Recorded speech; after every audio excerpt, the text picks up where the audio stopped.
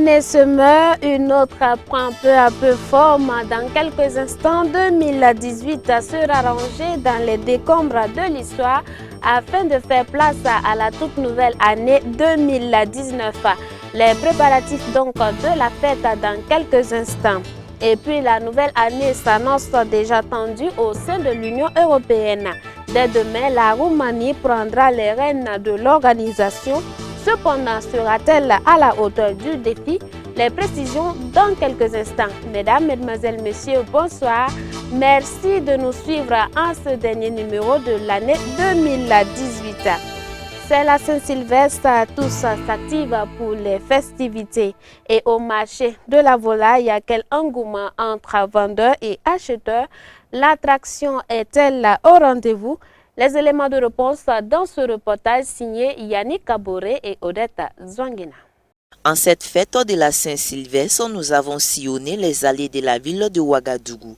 Au quartier Benogo, l'affluence de ce marché de volaille montre ici que le poulet est très prisé par les Ouagavillois, à l'image de ce père de famille. Comme chaque année, à la période des fêtes, on vient quand même au marché pour acheter quelques poulets pour fêter avec la famille. Voilà. Les prix sont les mêmes, hein. Les prix n'ont pas beaucoup changé. C'est comme ça. C'est 4 poulets. J'ai eu l'unité à 3000 francs. Chantal, par contre, juge le prix élevé. Ça va pas. Un poulet de... C'est qu'on paye 3000, aujourd'hui on n'a pas de 3500, 4000, donc franchement ça va pas. Donc franchement, le pays est devenu dur, ça va même pas. Ah, si on ne peut pas diminuer, on est obligé de rentrer. Aller payer même ces poissons frais de 1 kg pour préparer. Moi je pense ça. Sinon franchement c'est pas facile. Et les transactions se poursuivent avec le marchand.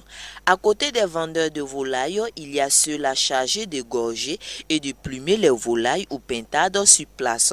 À l'instar de Rasmané, un jeune élève qui en a fait un gagne-pain durant ses congés de fête de fin d'année. Je suis là au bord du goudron à Benogo et puis on est en train d'arranger les poulets de la fête là. Ah oui, c'est ça. On gagne un peu en tout cas. On dit 200, il y a d'autres qui disent 100 francs, d'autres disent 50 francs. Mais comme ça, là, c'est 75 même on a eu pour arranger comme ça. Cependant, le marché reste à désirer, en croire certains marchands. Un autre point de vente, la zone 1, où un passant marchande pour se procurer des poulets pour la fête. En fait, c'est parce qu'il n'y a pas d'argent en réalité. Sinon, bon, le prix est abordable quand même. Et pas des 6 000 tous les deux. Moi, je suis en train de marchander.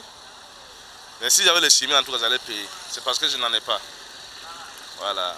Sinon, bon, ça a été sur le soleil là comme ça pour discuter. Bon, mais je vais aller ailleurs aussi voir ce que ça donne. Finalement, notre interviewé a accepté de mettre le prix à la grande joie du commerçant. Le prix de la volaille varie entre 3 000 et 3 500 francs CFA. Les commerçants espèrent en tout cas faire de bonnes affaires en cette veille de fin d'année, malgré la situation socio-économique du pays. Mouyinga Suleiman, lui, est tout heureux d'avoir pu évacuer son stock. La volaille n'est pas le seul ingrédient pour agrémenter les recettes de fin d'année. Les marchands de fruits attendent avec impatience leurs potentiels acheteurs. Comme tous les ans, la mairie de Ouagadougou rend hommage à sa brigade verte en fin d'année, laquelle brigade veille chaque jour sur la propriété de la ville. Le reportage pour vous avec les images de Jonas Tondé. Les braves femmes qui prennent quotidiennement des risques pour assurer la propriété de la ville de Ouagadougou ont été saluées ce jeudi par le maire de la ville. Une cérémonie d'hommage qui se veut une occasion pour faire le bilan des activités menées par la brigade verte dans la capitale et par ricochet définir des perspectives pour les années à venir. Le maire Abewende a indiqué que la population devenant de plus en plus grande, de nouveaux systèmes de nettoyage seront mis en place pour relever les défis auxquels font face à cette brigade verte. Il faut moderniser le nettoyage de la ville de Ouagadougou. Quelle que soit la bonne volonté, ce n'est pas 3000 femmes avec des balais qui vont arriver à faire en sorte que la ville soit propre. C'est pourquoi nous avons imaginé avec le gouvernement de pouvoir créer une société communale qui va pouvoir investir et embaucher encore plus de femmes et investir dans des matériaux modernes, dans des équipements modernes pour permettre de mieux nettoyer la ville. De leur statut associatif, ils vont passer au statut d'employés, avec tout ce que cela comporte comme avantage. Et pour le président de la dite brigade, ce sont des sentiments de joie à l'endroit du conseil municipal pour avoir pensé à améliorer leurs conditions de travail et de vie. Je suis très content. Le maire est venu avec toutes les staff de la commune de Ouagadougou pour nous dire merci le travail que nous battons depuis début de 2018 jusqu'à présent. Donc nous aussi, on est fiers vers eux. Il a dit que l'année qui vient là, il va améliorer le travail, il va mettre un autre système qui peut engager beaucoup de travailleurs. Donc ça aussi, en tout cas, ça nous plaît beaucoup. On dit merci. À l'occasion donc des fêtes de fin d'année, 2 tonnes de riz et une enveloppe de 1 million de francs CFA ont été remis par la mairie de la ville de Ouagadougou aux membres de la brigade verte afin d'égayer un tant soit peu les familles. L'actualité hors de nos frontières en République démocratique du Congo, l'heure est au dépouillement. Après un vote aux multiples enjeux, les résultats sont attendus samedi prochain.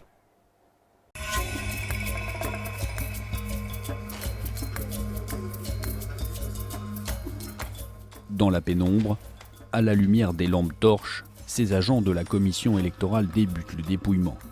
Ici, pas de courant, un dysfonctionnement de plus pour une élection présidentielle chaotique, déjà reportée à 3 reprises. Exemple ici un peu plus tôt, à Lubumbashi, où des dizaines de personnes ont dû patienter des heures pour voter. Depuis 6 heures du matin, nous sommes ici. Nous venons de remarquer une certaine désorganisation. Jusque-là, nous ne faisons que traîner. Il n'y a pas d'explication. À travers le pays, des dizaines d'irrégularités ont été constatées. Panne de machines à voter, retard d'ouverture des bureaux ou observateurs empêchés d'assister au dépouillement. Ces élections doivent désigner le successeur de Joseph Kabila au pouvoir depuis 2001. Les résultats provisoires sont attendus samedi prochain. Je vous l'annonçais en titre, la nouvelle année s'annonce donc tendue à Bruxelles, au siège de l'Union européenne, selon nos confrères de Euronews.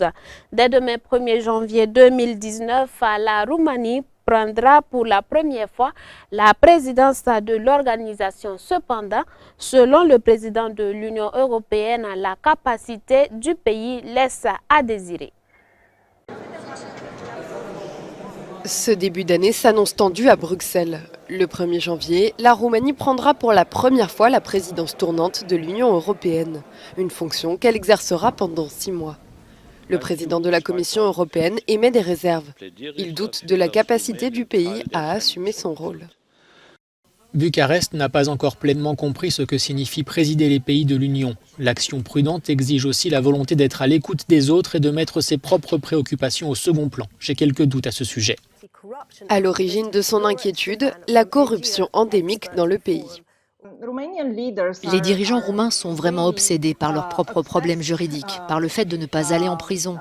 Nous avons un gouvernement qui n'a qu'une priorité, empêcher les dirigeants politiques de rester en prison, de garder leur fortune dans leur poche plutôt que dans les caisses de l'État. Donc je pense que c'est l'une des principales préoccupations de l'Union européenne concernant la Roumanie. Le pouvoir roumain corrompu souhaite imposer une refonte du système judiciaire. Il estime que les magistrats jugent trop sévèrement. L'Union européenne estime que cette réforme saperait la lutte contre la corruption. Et puis, une tempête a fait 68 morts en Philippines. Cependant, plusieurs zones restent encore à explorer par les secours. Aux Philippines, le bilan de la tempête Usman s'alourdit. Selon les autorités, au moins 68 personnes sont mortes, noyées ou emportées par des glissements de terrain. Un chiffre qui risque encore d'augmenter, car de nombreuses zones n'ont pas été explorées par les secouristes. La tempête qui a balayé le centre des Philippines samedi a fait plus de 40 000 déplacés. Et puis en Bosnie, la démission du ministre de l'Intérieur a été réclamée hier dimanche à travers une marche. Il est accusé d'avoir couvert le meurtre d'un étudiant.